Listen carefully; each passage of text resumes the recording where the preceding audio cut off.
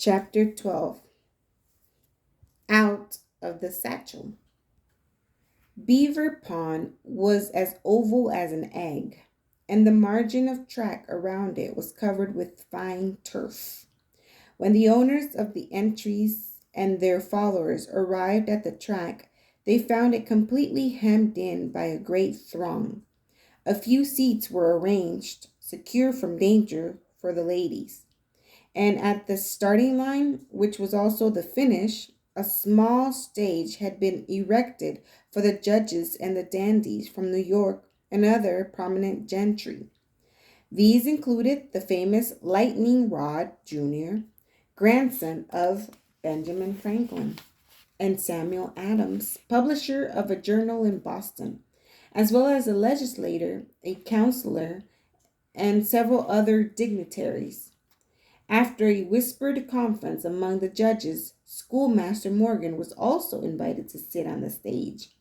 Never had the Beaver Pond track known such excitement. The ladies were betting their gloves and copper half cents, while the men wagered quarters and dollars, 5 to 1 against Little Bub. Stealthily now, Joel edged around behind the judge's stand. It wouldn't do to let the schoolmaster see him. His heart beating light and quick in his throat, he hurried to the ox cart, caught up the satchel, tucked it under one arm, and came running back to the starting line. On either side of the stand there was a solid press of people. Joel had to get down on his knees and crawl between legs to reach the track. 2 horses were approaching the starting post. At sight of them, the men began to laugh and murmur. From his crouched position, Joel looked out between a pair of dusty boots and saw why. It was a strange match indeed. One tall, satiny mare, bearing a jockey in purple silks against a rough-coated workhorse with a burly farmer on his back. Joel's eyes flashed in indignation. Where was the other blooded horse? Did Little Bub have to race them one at a time? Did he have to run 2 races? That ain't fair, he shouted, but his voice was lost in the din. Now the starter came forward with the drum, and Joel smiled in spite of himself. Bub was not afraid of drums. For a full moment, the starter, drumsticks upraised, looked to the judge, waiting. At last, the judge nodded for the tap, and at that self-same instant, Joel tore open his satchel, jerked out a little hound dog, and did something he had never done before. He pinched the dog's tail as hard as he could and tossed him onto the course just as the tap of the drum sounded. Like a streak of light, the creature flew down the track, his yelpings lost in the cry, "They're off!" Together, the 2 horses sprang forward, but Morgan's horse shot ahead with a squeal. He was not in a race. He was hot in pursuit of his howling, noisy enemy, the Jenkins's hound. With every stride, he drew his hind legs under him until they leaped ahead of his forelegs. He ran like whipcord, determined to get within striking distance to rout the pesky nuisance. Silvertail galloped hard to keep up, but the little horse had taken the lead from the start, and there was never a duel between them. Even on the turns, the Morgan held his lead. Now they were coming down the stretch with Silvertail fading. Horse sense must have told her she had no chance. The Morgan was increasing his lead by 2 lengths, by 3 lengths, by 5. Now he and the yellow dog were crossing the finish line together. It was all Evans could do to pull him up. 3 times he had to call, "Whoa!" Doubled over in joy, Joel thought he would never stop laughing. The tears rolled down his cheeks as he shouted breathlessly, "Bub wins! He wins!"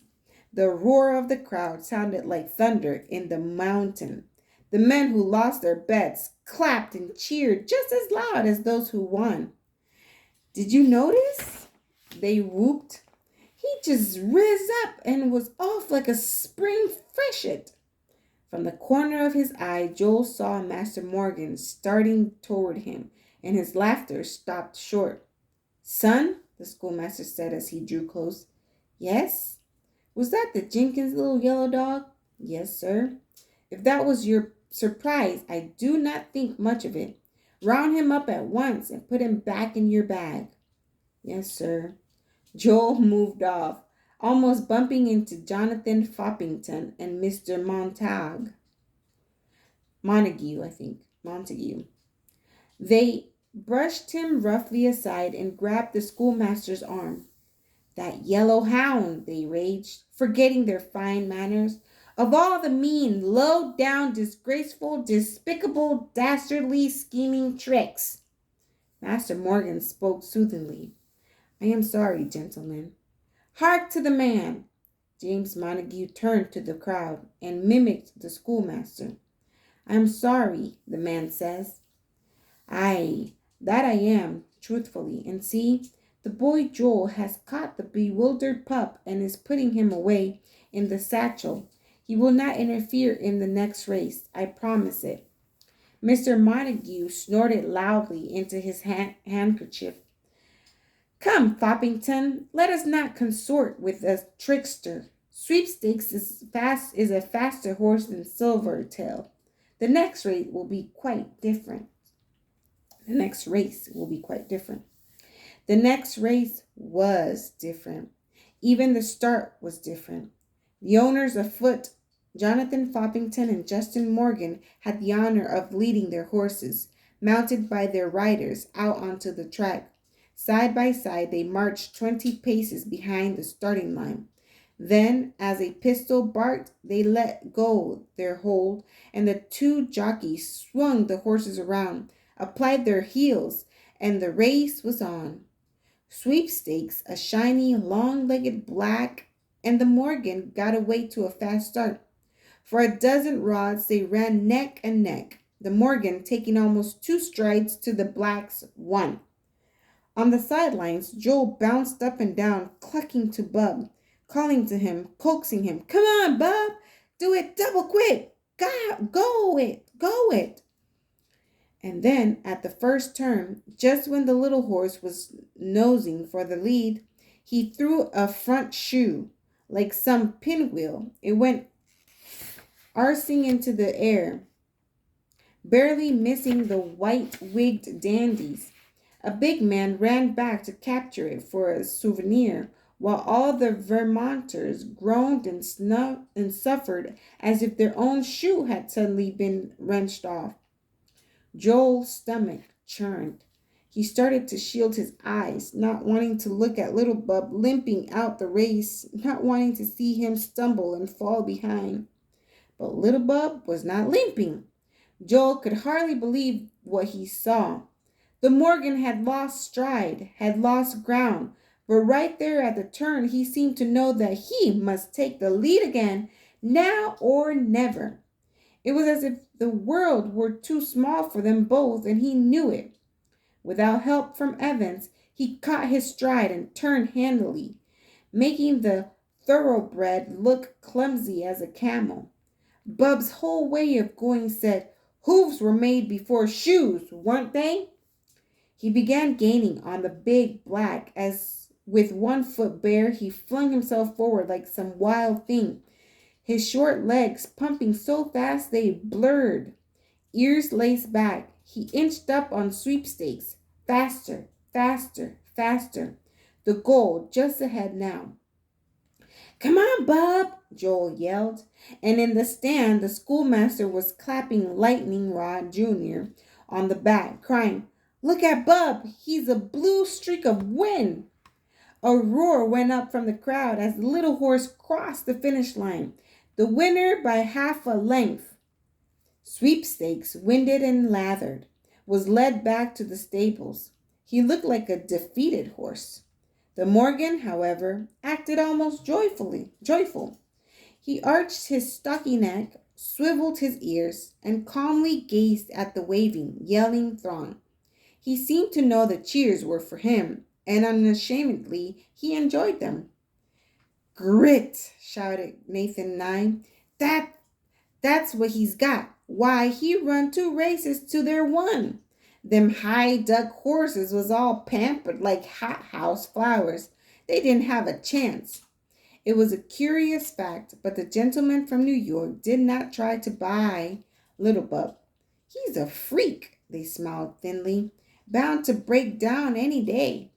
They paid the schoolmaster the $50 purse, and as quickly as they could, disappeared into the inn. It was plain to see they wished only to get away from the gay and happy crowd, especially from that gleeful young apprentice boy. On their way home in the starlight, Joel and the schoolmaster and Mr. Jenks were too tired for much talk. They jounced along, each tasting his own memories. The little hound dog snored contentedly in Joel's lap, the worries of the day forgotten. When almost home,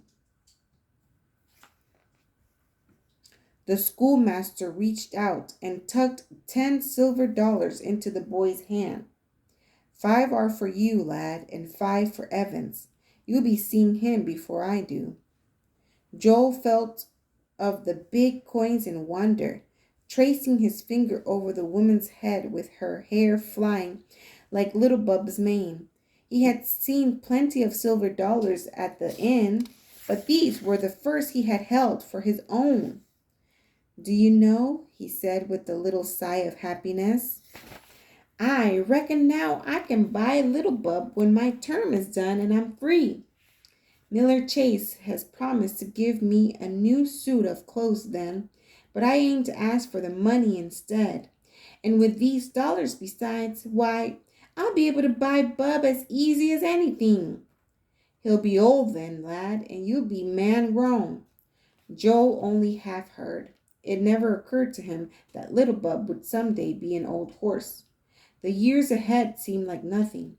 Nothing at all. In just a short time, he would own the fastest horse in Vermont. A shiver of joy passed through him. Master Morgan, he said with a fierce gladness, things be working out just fine.